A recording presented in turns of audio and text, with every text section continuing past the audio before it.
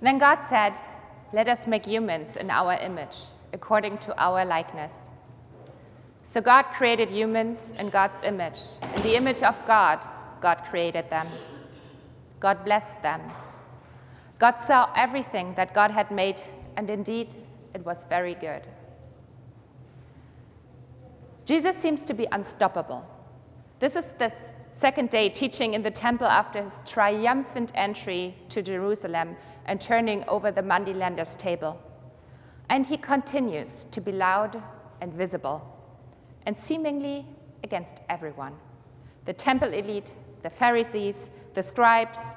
He lashes out against everyone approaching him, and they back down. This time, however, the Pharisees come prepared. They bring with them the Herodians and a watertight plan to finally get to this Jesus person. They start by serving heartwarming compliments. "Teacher, we know that you are sincere and teach the way of God and show deference to no one." But then they ask him an unsolvable question. "Tell us, is it lawful to pay taxes to the emperor or not?"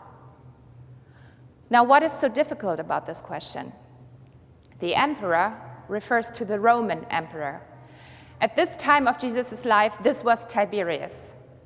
The Pharisees of Jesus' day saw the tribute tax to the Roman emperor as a heretical and anti-nationalist capitulation. They were against the Roman occupation, and for them the Torah was more important than any other law. The Herodians, we don't know for sure, but they were likely supporters of Herod Antipas.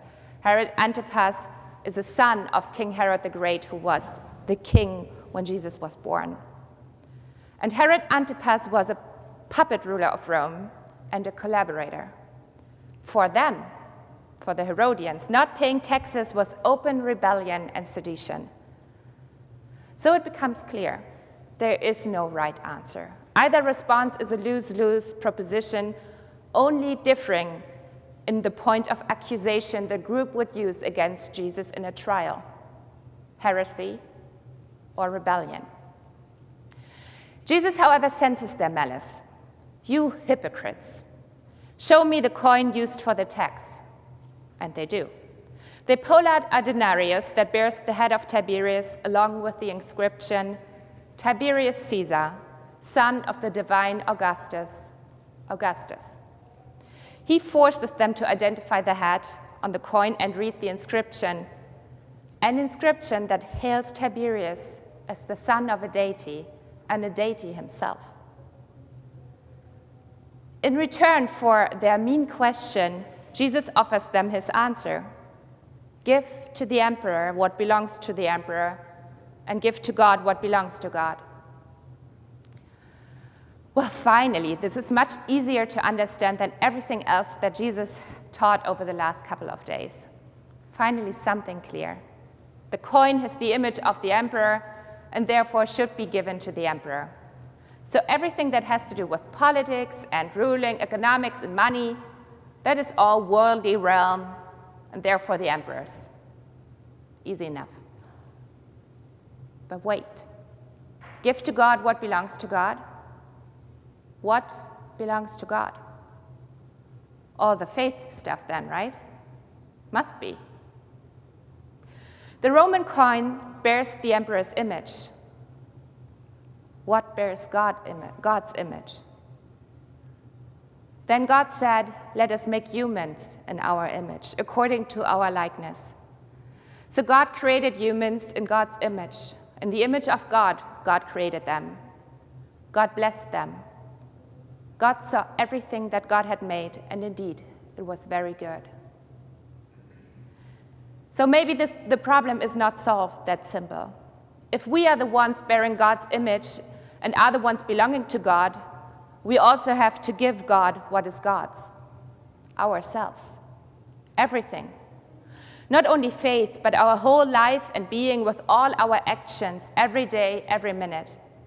There's no separation between the worldly and the spiritual. Our political opinions, our tax money, our votes in the polling booth are as much God's as all other aspects of our lives. The spiritual realm is a much bigger category, encompassing finance, politics, and virtually everything else. We can't isolate our political choices and actions as if they don't reflect who we are as image bearers of our Creator. If everything belongs to God, then our spiritual lives and our political lives must cohere. They must not contradict each other, which is to say, what is technically legal isn't always compassionate. What is politically expedient isn't always just, merciful, righteous, or life-giving. Our political leaders are not our gods. Our rendering unto Caesar must always take second place to what we render unto God. Loving our neighbors and caring for God's creation is always already political, just as any thinking about how our beloved community should be designed is already political. But it need not to be partisan. It need not to be mean-spirited.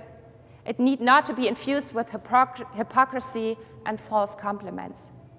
It need not to be driven by schemes to entrap our opponents or to embarrass them. But if Jesus' vision isn't mean, hypocritical, and false, how is it political?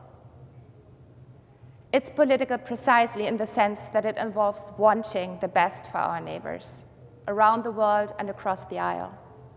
It's political precisely in the sense that it starts and ends with the question of whom we belong to, whose image we bear. We belong to God. We bear God's image.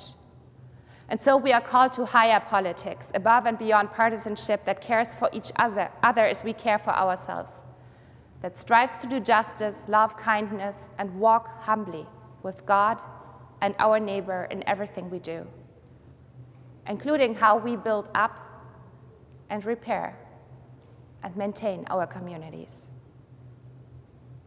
Then God said, "Let us make humans in our image, according to our likeness." So God created humans in God's image. In the image of God, God created them. God blessed them. God saw everything that God had made, and indeed, it was very good. Amen.